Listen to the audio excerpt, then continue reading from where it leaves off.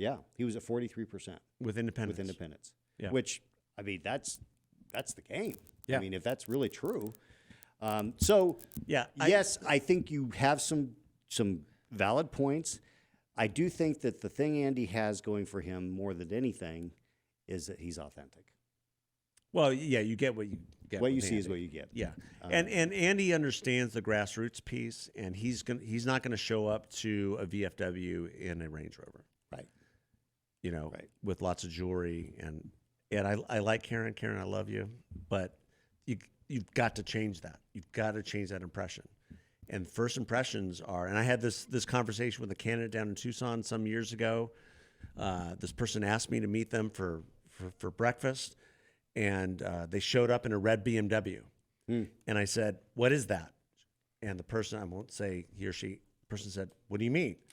I go, are you going to events like at the VFW or the county fair in the red BMW?" Well, of course I am. It's my car. I go, well, that's why you're behind the polls. Get a new car. Get an old car. You need to call up, you know, in this market, you know, call up Jim Click. In Tucson, it was call up Jim Click, have him get you a white truck. Yep. Put your stickers all over the truck, and that's how you campaign. Yeah.